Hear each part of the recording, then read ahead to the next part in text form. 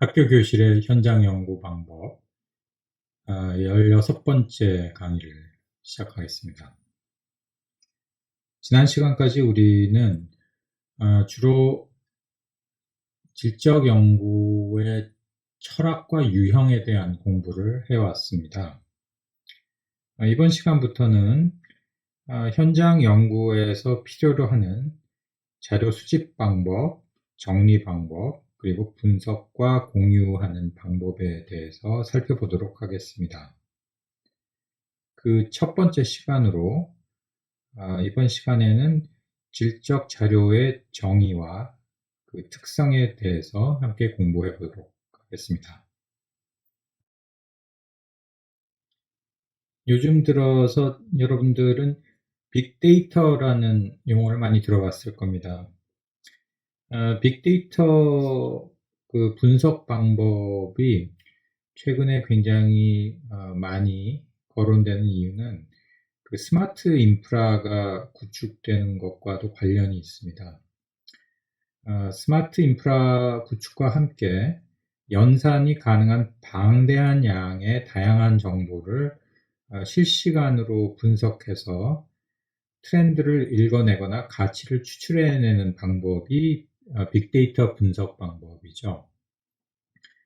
그런데 질적 자료 수집을 한다는 것은 이와는 또 그 반대의 극단에 있다고 보아도 무방합니다.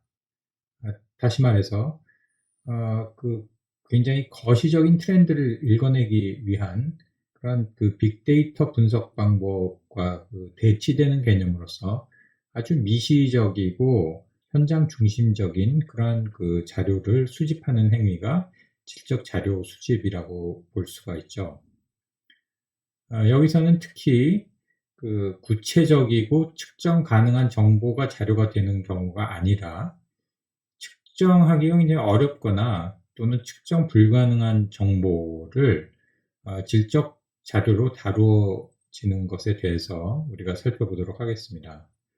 그래서 측정이 용이하지 않다는 것은 아마 학기 초에도 그 질적 연구 방법에 대한 설명에서도 거론한 적이 있는데요. 그 인간의 개개인의 감정이라든지 직관이라든지 주관적인 판단, 또 이해 방식, 또 행위에 대한 의미 부여, 이러한 것들이 다양한 맥락에서 어떻게 이루어지는가, 이러한 데 대해서 살펴보는 것이 그 질적 자료의 그 수집을 통해서 이루어질 수가 있죠. 그렇기 때문에 그러한 그 거시적인 하나의 뭐 흐름이라든지 또는 그 패턴, 큰 패턴에 대한 분석보다는 아주 작은 단위에서 심지어는 개개인의 그 레벨로 내려왔을 때 주어진 상황을 인간은 어떻게 인식하고 또 거기에 대한 대응 방법을 각자 달리 하는가, 이러한 데 그 집중적이고 또 심층적으로 그 깊이 있게 다루는 것이 이제 질적 연구의 방편이고 또 이를 위해서 질적 자료를 수집하는 것입니다. 그럼 간단하게 질적 자료에 대한 정의를 한번 살펴보도록 하죠. 여기서는 뭐 여러 가지 정의가 있을 수 있지만 가장 일반적이고 평이한 정의를 하나 소개를 하겠습니다. 샤론 메리엄이라는 그 질적 연구자가 정의 내린 것인데요. 언어를 통해서 전달되어지는 자료를 질적 자료라 하고 숫자의 형태로 제시되는 자료를 양적 자료라고 한다. 뭐 가장 그 명시적이고 또 간단한 그런 정의인데요. 뭐 쉽게 말하자면 언어적인 자료를 그 총괄해서 다 질적 자료라고 여기서는 정의 내리는 방식입니다. 근데 보다 구체적으로 그럼 뭐 언어적인 자료가 무엇을 말하는가? 그냥 대화를 엿듣고 그것을 옮기는 것이 질적 자료인가 라는 오해를 할 수도 있는데요. 그래서 다시 뭐 세 가지 형태의 그런 질적 자료로 우리가 나누어서 생각을 해보면은 가장 흔한 것이 면담을 통해서 얻는 자료죠. 면담을 통해 사람들의 경험이라든지 의견, 감정, 지식 이러한 것들을 수집을 하고 또 직접적인 인용과 이에 대한 분석을 통해서 어떤 결과를 제시하는 그 방식이 질적 연구이기 때문에 면담을 통해서 얻은 그러한 자료가 질적 자료가 될 수가 있고요. 두 번째로는 이제 관찰을 통해서 얻은 그 사람들의 행위에 대한 상세한 묘사 이러한 것도 그 언어적으로 우리가 정리를 하기 때문에 뭐 언어적인 자료에 해당되고 또 따라서 질적 자료가 되는 것이죠. 세 번째로는 이제 문헌으로부터 얻은 문구, 인용구, 문단으로 구성됩니다. 문헌 연구도 그 큰 의미에서는 질적 연구라고 볼 수가 있죠. 왜냐하면은 그 언어적인 자료이기 때문에 뭐 언어를 통해 전달되어지는 자료를 질적 자료라고 정의를 내리면은 이 또한 포함이 되는 거죠. 특히 문헌으로부터 얻은 그러한 자료들은 우리가 현 시대에서 실시간으로 수집할 수 없는 그 과거의 인간의 그 여러 가지 삶의 형태에 대한 그러한 그 정보들을 얻기 위해서는 반드시 필요한 그러한 부분이죠. 그래서 대략적으로 이렇게 그 세 가지 형태의 자료를 질적 자료라고 일반적으로 우리가 받아들이고 있습니다. 앞선 슬라이드에서 그 세 가지 형태의 질적 자료를 설명을 했는데요. 여기에 더불어서 또 하나를 더 추가를 하기도 합니다. 이게 이제 최신 경향이라고 또 볼 수가 있는데요. 최신이라고 해서 뭐 따끈따끈한 얼마 안 된 그런 최신이 아니라 90년대 이후에 그 영상 촬영이 보다 널리 이용되어진 그 시점 이후를 말하는 겁니다. 그래서 여기서 보시다시피 네 가지의 박스로 있는데 그 상단 왼쪽 박스부터 이렇게 시계 방향으로 이렇게 보면은 우선 첫 번째 박스는 터크라고 되어 있죠. 대화에 의해서 이루어지는 그러니까 생성되는 그런 질적 데이터 얘기를 하죠. 여기서는 뭐 면담이라든지 FGI라든지 그러한 형태로 수집되는 그러한 질적 자료를 얘기를 하고 있고 그 다음엔 뭐 observation 그래서 물론 관찰 자료가 되겠죠. 여기서는 또 뭐 GIS라는 것을 포함을 시켰어요. 이 분류에 의해서는 GIS는 이제 뭐 정확하게 어떤 위치에서 언제 관찰이 이루어졌는가 어떤 시간과 공간 이런 것들을 정확하게 같이 기록을 하면서 이 데이터가 수집된 어떤 지점을 굉장히 중요시하면서 관찰에 대한 기록을 남기는 것을 의미를 합니다. 그 다음에 그 아래로 내려가서 documents죠. 이게 이제 뭐 문헌 그런 자료를 수집을 하는 건데요. 또 최근 들어서는 문헌 자료가 다양한 형태로 우리가 접근이 가능하기 때문에 뭐 웹페이지라든지 SNS 형태로도 우리가 볼 수가 있고요. 그러니까 소셜미디어라는 그러한 새로운 방식의 커뮤니케이션이 남기는 여러 가지 기록들 이것도 하나의 문헌 자료로 간주를 하고 또 그 연구 윤리가 허용하는 범위 내에서는 그 수집의 대상이 된다는 거죠. 그리고 추가된 그 네 번째 질적 자료로서 이제 그 영상물이 등장을 합니다. 여기서는 뭐 사진이라든지 또는 그 녹음된 기록 그리고 그 영상 기록 이런 것들이 포함이 되는데요. 특히 그 다른 문화권에서 수집한 데이터를 자신이 그러니까 연구자가 소속된 그런 문화권에서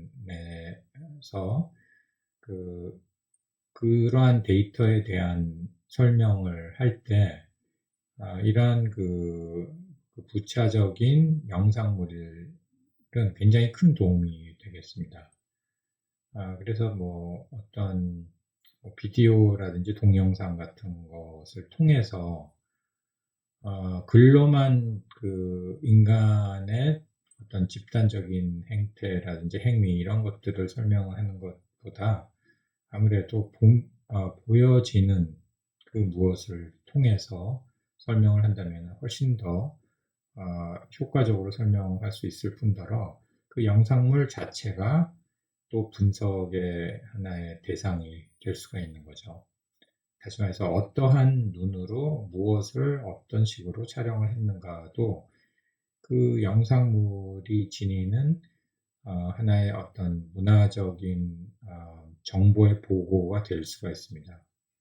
즉 외국인이 한국에 와서 한국 문화에 대해서 공부를 하고 싶어서 그 동영상을 찍는다 그랬을 때 그 동영상에 담긴 내용은 한국 문화에 대한 내용일 수도 있지만 그 동영상을 찍는 사람의 입장에서 어떠한 것에 관심을 두고 어떠한 것을 특이하게 생각하고 또 영상물에 담을 만한 가치가 있는 것으로 보는가 하는 그 기록자 자체에 대한 분석도 가능하게 하는 질적 자료가 될 수가 있습니다.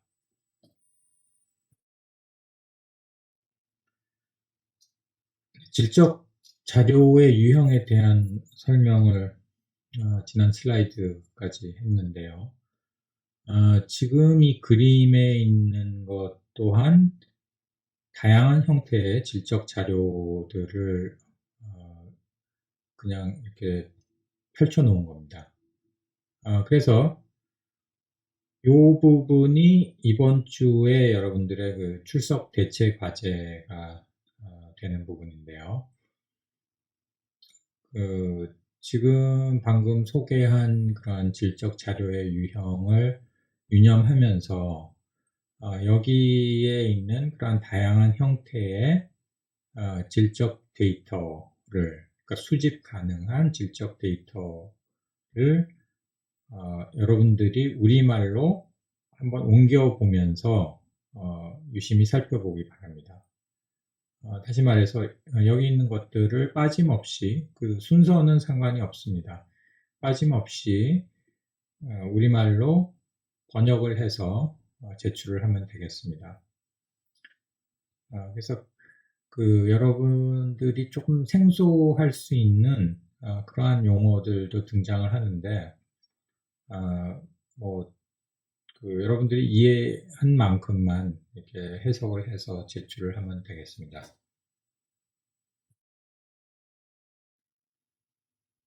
네, 그럼 오늘 수업에서 마지막 슬라이드인데요. 질적 자료를 수집하는 사람이 질적 연구자죠. 결국에는. 그래서 질적 연구자로서 가장 효과적으로 이러한 데이터 수집을 하기 위해서는 어떠한 그 면모를 갖추어야 하는가를 한번 살펴보도록 하죠.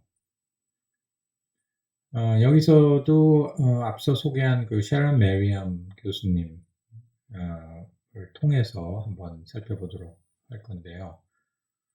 이 메리엄 교수님을 자꾸만 왜 인용을 하는가 궁금할 수도 있는데요. 다른 질적 연구자들도 많은데 메리엄 교수님하고는 뭐 개인적인 친분이 있습니다. 이분이 한국을 굉장히 좋아하셔서 연구년 때 한국에서 6개월 동안 저기 서울에 사시면서 한국에 대한 공부도 하시고 또 내가 속한 학회 그 학술대회 때도 그 특강을 해주시고 그래서 뭐 개인적인 친분으로 인해서 또한 그 이분의 그 방대한 질적 연구 방법 저서들을 제가 읽어보기도 하고 그래서 그뭐 연구 방법에 대한 그런 여러 가지 생각들을 공유하는 분이기 때문에 누구보다도 제가 잘 알기 때문에 이분의 그러한 그 책에서 인용한 것들을 활용하게 됐습니다. 그건 여담이고요. 그럼 다시 돌아가서 질적 연구자로서 갖추어야 할 조건, 그 첫 번째 조건은 불확실함에 대한 대처 능력을 꼽을 수가 있습니다. 뭐 우리가 흔히 얘기하는 그 구조화된 교과서적인 연구 수행 방법은 엄밀한 의미에서 질적 연구에서는 존재하지 않습니다. 다시 말해서 어떤 정형화된 그 매뉴얼에 의해서 우리가 현장에서 연구를 할 수 있는 것이 아니고 그때그때 그 예상하지 못한 상황에서 유연하게 탄력적으로 그 상황에 맞게 연구를 진행하고 자료를 수집해야 되기 때문에 이러한 그 어떤 절차를 따른다는 생각보다는 그 상황과 맥락에 맞게 어떻게 처신하면서 자료 수집을 하는가 그런 데 대한 그 대처 능력을 어느 정도 갖출 필요가 있습니다.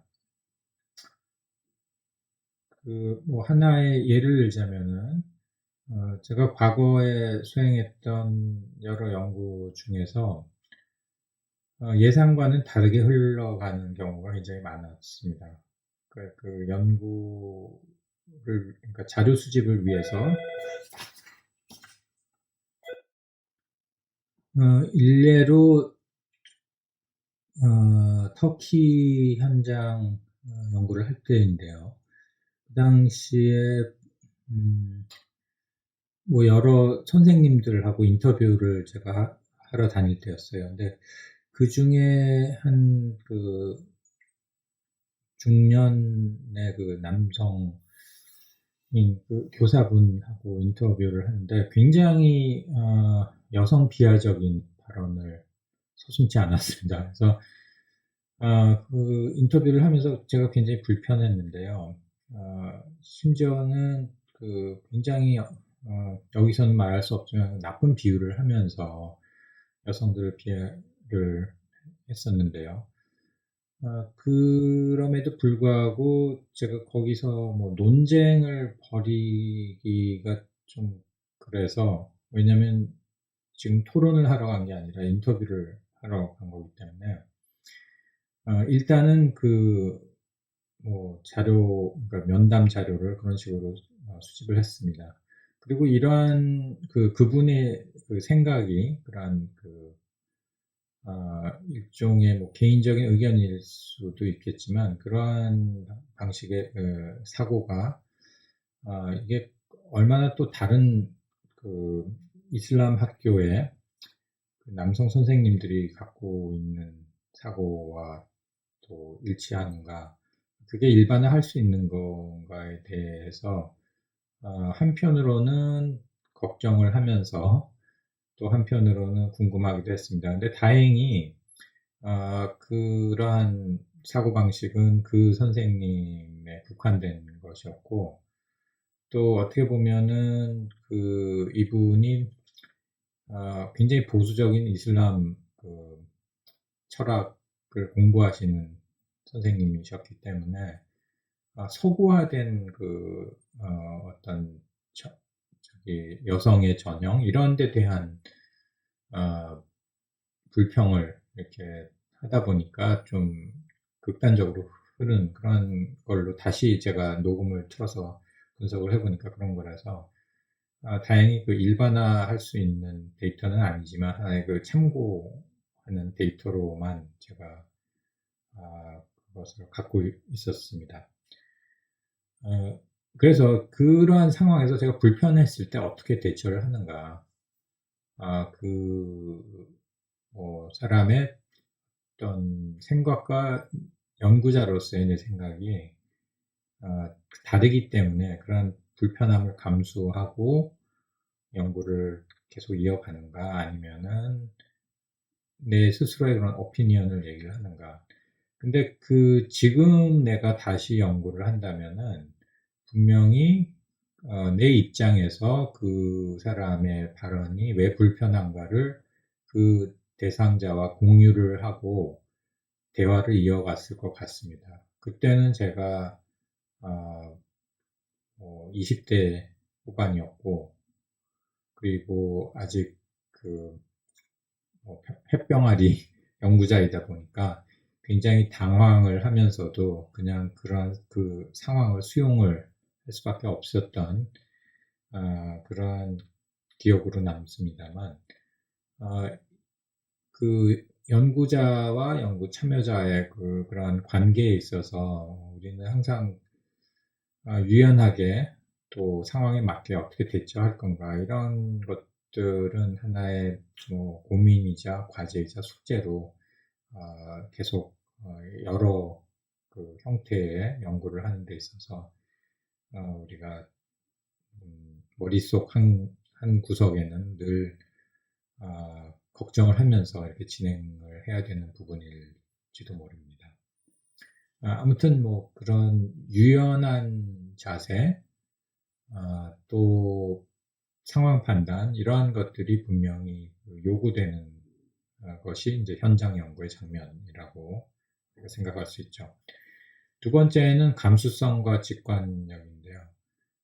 감수성이라는 것은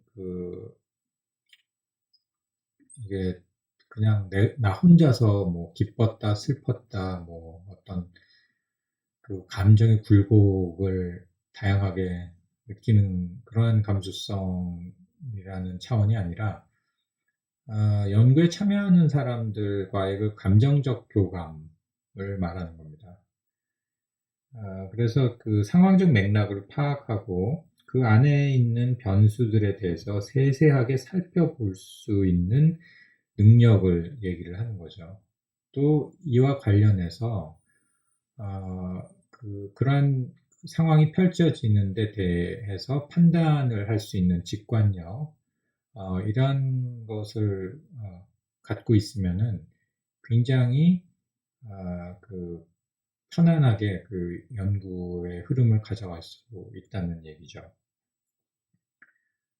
세 번째는 원활한 의사소통 능력인데요. 이건 어쩌면 당연한 것이기도 하고, 우리가 항상 그 연구 참여자들과 소통을 할 때 그 감정이입이라든지 그런 친근감을 통해서 편안하게 대화를 이끌어간다든지, 적절한 질문을 하고 또 상대방에 대해서 경청하고 또 그 참여자에 대한 그 마음의 배려를 한다든지, 이러한 것들은 의사소통 능력 이상으로 그런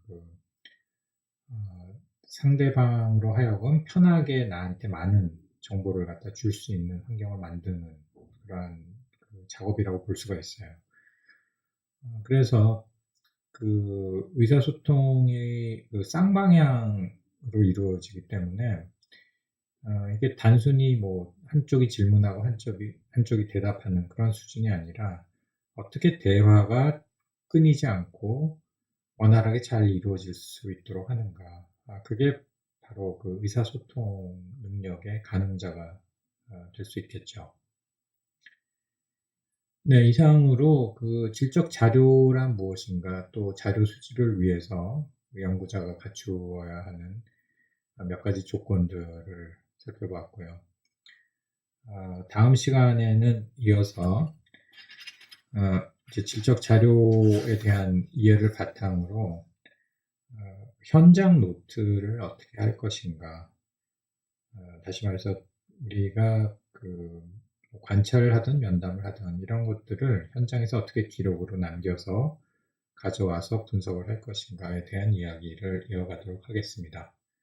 네, 그럼 오늘 수업은 여기까지입니다.